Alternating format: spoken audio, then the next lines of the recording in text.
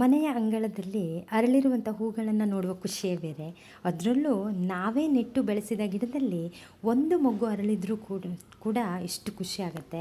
ಅದೇ ಗಿಡದ ತುಂಬ ಹೂ ಬಿಡ್ತಾ ಇದ್ದರೆ ಎಷ್ಟು ಚೆನ್ನಾಗಿರುತ್ತಲ್ವ. ಹೌದು, ಇವತ್ತಿನ ವಿಡಿಯೋದಲ್ಲಿ ಗಿಡದ ತುಂಬ ಹೂ ಬಿಡೋಕ್ಕೆ ಒಂದು ಸಿಂಪಲ್ ಲಿಕ್ವಿಡ್ ಫರ್ಟಿಲೈಸರ್ ಹೇಗೆ ಮಾಡೋದು ಅಂತ ತೋರಿಸ್ತಿದ್ದೀನಿ. ₹1 ಖರ್ಚಿಲ್ಲದೆ ಮನೆಯಲ್ಲೇ ಇರುವಂತಹ ವೇಸ್ಟ್ ಆದ ಒಂದು ಸಿಂಪಲ್ ವಸ್ತುವನ್ನು ಬಳಸ್ಕೊಂಡು ಗಿಡದಲ್ಲಿ ಸಾಕಷ್ಟು ಹೂಗಳನ್ನು ಬರೋ ಹಾಗೆ ಮಾಡೋದು ಹೇಗೆ.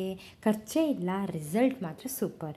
ಹಾಗಾದರೆ ಏನು ಅದನ್ನು ಹೇಗೆ ಮಾಡೋದು ಅಂತ ನೋಡೋಣ. ಅದಕ್ಕೂ ಮೊದಲು ನನ್ನ ಹೆಸರು Asha. I am a vlogger from beautiful Malnad village. ನನ್ನ ಚಾನಲ್ನ ಮೂಲಕ ಮಲೆನಾಡಿನ ಸರಳ ಜೀವನ ಶೈಲಿ, ಊಟ, ಉಡುಗೆ, ವಿವಿಧ ಪ್ರದೇಶಗಳ ಬಗ್ಗೆ ಮಾಹಿತಿ ನೀಡೋ ಪ್ರಯತ್ನ ಮಾಡ್ತಾ ಇದ್ದೀನಿ. ನಿಮ್ಮೆಲ್ಲರ ಪ್ರೀತಿಗೆ, ಕಾನ್ಸ್ಟೆಂಟ್ ಸಪೋರ್ಟ್ಗೆ ತುಂಬ ಥ್ಯಾಂಕ್ಸ್. ಹಾಗಾದರೆ ಈ ಲಿಕ್ವಿಡ್ ಫರ್ಟಿಲೈಸರ್ ಮಾಡೋದು ಹೇಗೆ, ಏನೇನು ಬೇಕು ಅನ್ನೋದನ್ನು ನೋಡೋಣ. ನೋಡಿ, ಇದು ನಮ್ಮನೆ ಅಂಗಳದಲ್ಲಿರುವಂತಹ ಗಿಡಗಳು.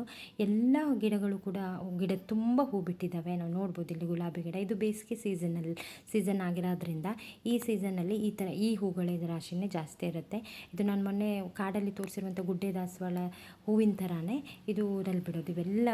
ಎಲ್ಲ ಗಿಡಗಳು ಕೂಡ ವಿವಿಧ ದಾಸವಾಳ ಗಿಡಗಳು, ಎಲ್ಲ ಗಿಡಗಳಲ್ಲೂ ಕೂಡ ಮೊಗ್ಗು ಅರಳಿ ನಿಂತಿದೆ, ಹೂಗಳು ಕೂಡ ಬೆಳೀತಾ ಇದೆ. ನಾವು ಮಾರ್ನಿಂಗ್ ದೇವರಿಗೆ ಹೂಗಳನ್ನ ಕೊಯ್ಕೊಳ್ತೀವಿ ಡೈಲಿ.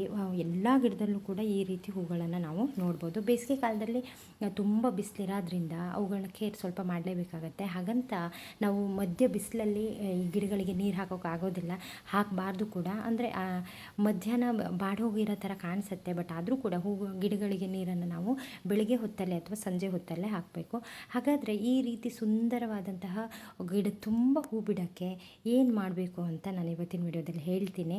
ಅದು ಸಿಂಪಲ್ ಟ್ರಿಕ್, ಮನೆಯಲ್ಲೇ ಇರುವಂತಹ ವೇಸ್ಟಾಗಿ ನಾವು ಎಸೆಯುವಂತಹ ವಸ್ತುಗಳಿಂದ ಮಾಡ್ಬೋದು. ಅದೇನು ಅಂತಂದರೆ ಮಜ್ಜಿಗೆ, ಹಾಳಾದಂತಹ ಅಥವಾ ಹುಳಿ ಮಜ್ಜಿಗೆ ಅಂತ ಹೇಳ್ತೀವಲ್ಲ, ಆ ಮಜ್ಜಿಗೆ ಇಲ್ಲ ಅಂತ ಅನ್ನೋರು ಉಳಿದಿರುವಂತಹ ಮೊಸರು ಪ್ಯಾಕೆಟಿಗೆ, ಅಂಗಡಿಯಿಂದ ತಂದಿರುವಂಥ ಈ ಮೊಸರು ಪ್ಯಾಕೆಟನ್ನು ಬಳಸ್ಕೊಂಡು ಲಿಕ್ವಿಡ್ ಥರ ಮಾಡಿಕೊಂಡು ಅದಕ್ಕೆ ನೀರನ್ನು ಮಿಕ್ಸ್ ಮಾಡಿ ಗಿಡಗಳಿಗೆ ಹಾಕ್ಬೋದು. ನಾವು ನೋಡ್ಬೋದು, ಎಲ್ಲ ಗಿಡಗಳು ಕೂಡ ಹೂವನ್ನು ಎಷ್ಟು ಸುಂದರವಾಗಿ ಬಿಟ್ಟಿದ್ದಾರೆ. ಅದೇ ರೀತಿ ನಾವು ಬೆಳೆಸಿರುವಂತಹ ಎಲ್ಲ ಗಿಡಗಳು ಕೂಡ ಹಚ್ಚ ಹಸಿರಾಗಿ ಸೊಂಪಾಗಿ ಬೆಳೆದಿದೆ. ನಾವು ಬಳಸೋ ವಿಧಾನ ಇದಿಷ್ಟೇ, ಮತ್ತೇನೂ ಇಲ್ಲ ಇದಕ್ಕೆ. ನಾವು ಅಂದರೆ ವಾರದಲ್ಲಿ ದಿನ ಬಿಟ್ಟು ದಿನಕ್ಕೆ ನೀರು ಹಾಕ್ತೀವಿ. ಅದು ಬಿಟ್ಟರೆ ಈ ಲಿಕ್ವಿಡ್ ಫರ್ಟಿಲೈಸರ್ನ ಬಳಸ್ತೀವಿ. ಅದಕ್ಕೂ ಮೊದಲು ನಾನು ಇದನ್ನು ಮಜ್ಜಿಗೆಯನ್ನು ತೊಗೊಂಡಿದ್ದೀನಿ. ಇದು ವೇಸ್ಟ್ ಆಗಿ ಉಳಿದಿರುವಂಥ ಹುಳಿ ಮಜ್ಜಿಗೆ. ಈ ಮಜ್ಜಿಗೆ ಇದರಲ್ಲಿ 1 ಲೀಟ್ರಷ್ಟು ಮಜ್ಜಿಗೆ ಇದೆ. ಇದಕ್ಕೆ ಫುಲ್ ನೀರು ಹಾಕೊಂಡು ತೆಳು ಕೂಡ ಮಾಡ್ಕೋಬೋದು, ಬಟ್ ಈ ಮಜ್ಜಿಗೆ ಈ ರೀತಿ ಇಟ್ಕೊಂಡಿರಬೇಕಾಗತ್ತೆ. ಮಜ್ಜಿಗೆ ಇಲ್ಲ ಅನ್ನೋರು ಈ ರೀತಿ ಮೊಸರು ಪ್ಯಾಕೆಟ್, ನಾವೀಗ ಮನೆಗೆ ಮೊಸರು ತಂದ್ಕೊಂಡಿರ್ತೀವಿ, ಸ್ವಲ್ಪ ಯೂಸ್ ಮಾಡ್ಕೊಳ್ತೀವಿ, ಹಾಗೆ ಬಿಟ್ಬಿಡ್ತೀವಿ. ಆ ಮೊಸರು ತುಂಬ ಹುಳಿ ಆಗಿರುತ್ತೆ, ಅದನ್ನು ಯೂಸ್ ಮಾಡ್ಕೊಳ್ಳೋಕ್ಕೂ ಆಗಲ್ಲ. ಸುಮ್ಮನೆ ಎಸೆಯೋ ಬದಲು ಇದನ್ನು ನಾವು ಇದಕ್ಕೆ ನೀರು ಹಾಕಿ ಮಾಡ್ಕೊಳ್ಬೋದು. ನಾನಿಲ್ಲಿ ನಮ್ಮ ಮನೆಯಲ್ಲಿರುವಂತಹ ಮಜ್ಜಿಗೆಯನ್ನೇ ತೊಗೊಂಡಿದ್ದೀನಿ. ಈ ರೀತಿ 1 ಲೀಟ್ರ್ ಅಷ್ಟು ಹುಳಿ ಮಜ್ಜಿಗೆಯನ್ನು ತೊಗೊಂಡಿದ್ದೀನಿ. ಅದಕ್ಕೆ ಸ್ವಲ್ಪ ನೀರನ್ನು ಹಾಕ್ಕೊಳ್ಳೋಣ.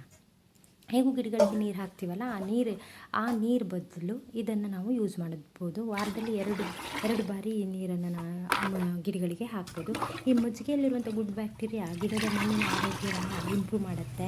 ಗಿಡಕ್ಕೆ ನ್ಯೂಟ್ರಿಯೆಂಟ್ಸ್ ಚೆನ್ನಾಗಿ ಸಿಗೋಕ್ಕೆ ಇದು ಹೆಲ್ಪ್ ಮಾಡುತ್ತೆ. ಗಿಡ ತುಂಬ ಹೆಲ್ದಿಯಾಗಿ ಹೂಗಳು ಬಿಡ್ತವೆ. ಅದೇ ರೀತಿ ನಾನಿಲ್ಲಿ ಮೊಸರು ಪ್ಯಾಕೆಟಲ್ಲಿ ಉಳಿದಿರುವಂತಹ ಮೊಸರನ್ನು ಎಲ್ಲ ಹಂಗೆ ಹಾಕ್ಕೊಳ್ತಿದ್ದೀನಿ. ಈ ರೀತಿ ಹಾಕ್ಕೊಳ್ಳೋಣ.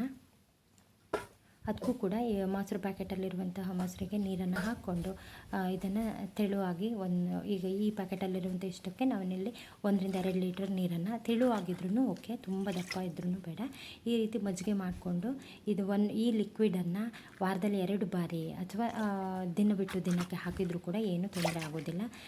ಮತ್ತು ಆದರೆ ಗಿಡಗಳಿಗೆ ಮಣ್ಣಿಗೆ ಏನು ಸೇರಿಸಬೇಕು ಅಥವಾ ಕುಂಡದಲ್ಲಿ ಇಡುವಂಥ ಗಿಡಗಳಿಗೆ ಮಣ್ಣು ಹಾಕೋ ಮೊದಲು ಆ ಮಣ್ಣಿಗೆ ಏನೇನು ಸೇರಿಸಬೇಕು ಅನ್ನೋದನ್ನು ನಾನು ಹಳೆ ವಿಡಿಯೋದಲ್ಲಿ ಶೇರ್ ಮಾಡ್ಕೊಂಡಿದ್ದೀನಿ. ಮಲೆನಾಡಿನ ಬುದುಟ ಅಂತ ನೀವಲ್ಲಿ ನೋಡ್ಬೋದು. ಕುಂಡಗಳಿಗೆ ಮಣ್ಣನ್ನು ಹಾಕೋ ಮೊದಲು ಆ ಮಣ್ಣಿಗೆ ಏನೇನು ಸೇರಿಸ್ಕೊಳ್ಬೇಕಾಗತ್ತೆ, ಗೊಬ್ಬರ ಮತ್ತು ನಾವು ಏನೇನು ಸೇರಿಸ್ಕೊಳ್ತೀವಿ, ಈ ರೀತಿ ರೆಡಿಯಾದಂತಹ ಲಿಕ್ವಿಡ್ ಫರ್ಟಿಲೈಸರ್ನ ಗಿಡಗಳಿಗೆ ಈ ರೀತಿ ಹಾಕ್ಕೊಳ್ಬೇಕಾಗತ್ತೆ. ಸ್ವಲ್ಪ ಬೇರುಗಳ ಮೇಲ್ಗಡೆ ಇದನ್ನು ಹಾಕ್ಕೊಳ್ತಾ ಬಂದರೆ ಎಷ್ಟು ಒಳ್ಳೆ ರಿಸಲ್ಟ್ ಸಿಗುತ್ತೆ ಅಂತ ನೀವೇ ನೋಡ್ಬೋದು. ನಾವು ನೆಟ್ಟಿರುವಂತಹ ಎಲ್ಲ ಗಿಡಗಳು ಕೂಡ ತುಂಬ ಹೂ ಬಿಟ್ಟಿದ್ದಾವೆ.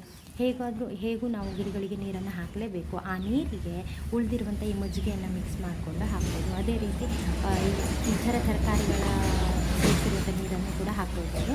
ಈ ರೀತಿ ಮಜ್ಜಿಗೆ ನೀರನ್ನು ಹಾಕೋದ್ರಿಂದ ಗಿಡಗಳು ತುಂಬ ಹೂ ಬಿಡ್ತವೆ. ಈ ಬೇಸಿಗೆಗಾಲದಲ್ಲಂತೂ ತುಂಬ ಚೆನ್ನಾಗಿದು ಕೆಲಸವನ್ನು ಮಾಡುತ್ತೆ. ನೀವು ಒಂದು ಸತಿ ಟ್ರೈ ಮಾಡಿ ನೋಡಿ.